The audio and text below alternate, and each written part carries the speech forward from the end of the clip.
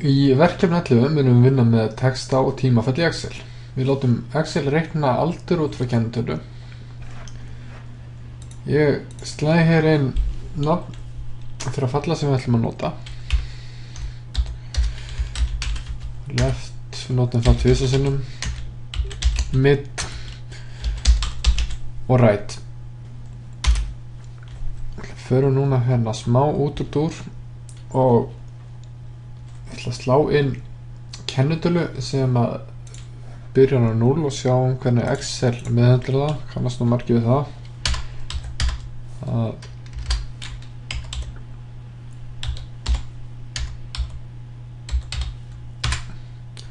Excel fellir út fremsta stafinn, fremsta núllið á kennitölunni byrja á 0. Til þess að bregðast við því þurfum við að formata hólfin. Helst áður en að kennitala er slegin inn. Þurfum að, ef við formata hólfið sem text og ég íti hérna F2 lyklaborðinu til þess að opna það, bæti 0 fyrir fram að við og þá helst 0 inni. Nú skulum við slá hérna, við byrja verkefnið, við byrjum að setja inn kennitölu og við skulum byrja á því formata hólfið með kennitölunni áður, svo við þurfum nú ekki að slá það aftur en að hún byrjar á 0.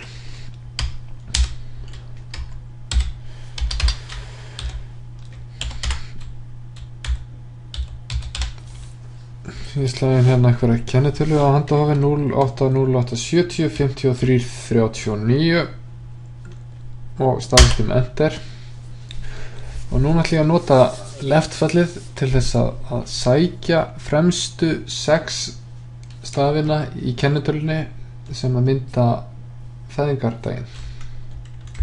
Svo alltaf byrjum við útreikninga og öll föll á samsemmerki. Ég ætla að slá þetta fall inn. Við getum líka notað borðan til þess að vinna með fall. Byrjum að slá þetta inn, left, sama sem left, opna svega og þá fáum við hérna hjálparbóks. Sjáum að hér er text feillitrað. Þar eru við að spyrja hvaða texta við ætlum að vinna með. Það er kennitalinn. Við smelli á B2 hólfið með kennitölunni og slæði inn semikomu. Þannig ég er búinn að því. Þá spyrja leftfall á okkur hversu marga stafi við ætlum að sækja úr hólfið B2. Við ætlum að sækja fyrstu 6 stafina frá vinstri. Þess vegna heitir þetta allir left af því það sækir fremstu 6 stafi frá vinstri.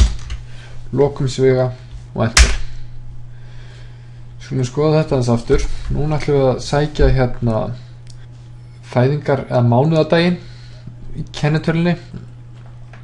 Við getum farið sömu leið og slegið þetta inn, en núna skulum við skoða formulas flipan. Þar undir er gul bók sem heitir text. Við smellum á píluna þar sjáum við öll textafellin sem Excel býður upp á. Hér fyrir miðju er left, veljum það, þá fáum við þennan hjálpaklukka. Hér vísum inn í þessa 2 reiti, vísum við á þau hól sem við ætlum að sækja inn í fallið.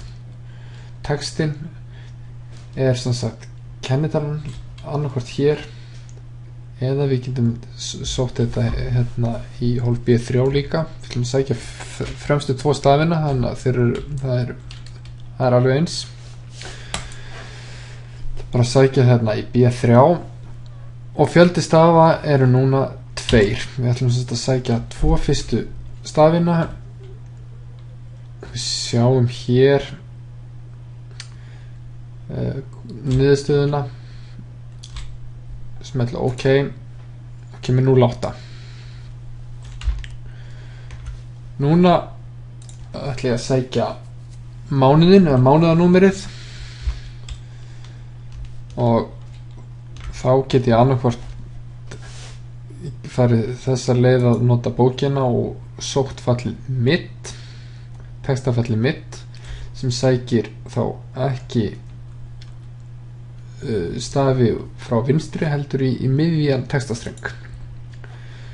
Þannig að textastrengurinn er ennþá hérna í hólfi B2 eða B3, ég ætla að sækja B3 og það sem bætist við er reiturinn hérna, start num,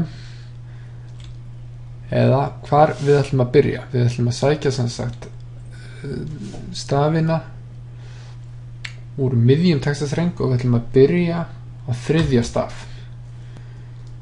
og við ætlum að sækja fjöldi stafa eru 2. Ok, þá erum við komið með mánuðardaginn og mánuðin og þá erum við bara eftir að sækja árið. Ég ætla núna að slá þetta inn. Ég geti líka farið og fundið þetta fall undir gulbókinni hérna, en rætfallið sækir sem sagt stafi frá hægri og ég ætla að vísa hérna í hólf B3 og núna ætla ég að sækja 2 stafi, setja slægin semikomu og sækja síðan 2 stafi frá hægri og enter. Þá erum við komið með allt ráefnið í fæðingardaginn. Skulum við sækja hérna búa til aldursútreikningin. Ætla að nota hérna, ætla bara að vera hérna strax í þessum reit, slá ég nafnið á föllunum sem að nota næst. Það er date og today og síðan ætla ég að nota yearfrag. Date býr til dagsetningu sem Excel skilur, sama sem slægin date, opna svega. Ég hefði líka getað fundið þetta hérna, bókinni hérna, date and time, og núna fyllum við þetta inn eftir fyrirmælum hérna í kassanum. Byrjum á að setja inn árið, vísum á það, smellum á B6, semikoma, mánuður, semikoma, mánuðadagur, lokasvega og enter. Þá að við ætlum að reikna aldur, þá þurfum við að vita hvað dagur er í dag og ég ætla að nota hérna bara today fallið, opna og loka svega, set ekkert inn í það, þá einfallega sækir dagsetningun í dag. Og endum þetta á að reikna aldurinn. Þá er það sérstakt hérna fall sem heitir yearfrag sem að reiknar árafjölda og ég ætla núna að nota bara hérna, finna það, fletta það upp, nota date and time og þar neðst niðri er yearfrag. Það er spurt uppástag sem er þar hingaðin, setjum við fæðingardaginn sem er hérna hjá date og end date er þá dagurinn í dag. Setja ekkert inn í þennan, þetta er ekki feilletrað og er valkvætt hvort að við notum þennan reit. Ok, og aldurinn fyrir þessa kennitölu er þá 42,175, 42 ár, rétt rúm. Skulum taka smá útúrtúl og skoða hvernig Excel meðhundlar dagsendingar. Fara hérna aðeins til hægri, slægin 1, og breyti formatinu á þessu hólfi í dagsetningu. Hérna bara short date, og þá breytir Excel einum í 1. janúar 1900. Ef ég slæði henni 5, þá er það 5. janúar 1900 eftir að formatið er orðið date. Og ef við skoðum hvað gerist ef við breytum formatinu hérna á hólfi deginum í dag, sem er núna dagsetning, og breytum því í general, þá er það 41.193 sem eru þá fjöldi daga frá 1. janúar 1900. Skulum breyta þessu aftur í date, þannig að þetta komi nú allt rétt út. Það er ágætt að hafa þetta í huga þegar maður vinnur með dagsetningar, því að þetta getur á það til að breytast formatið á hólfunum, og þá vitum við hvernig við breytum því aftur.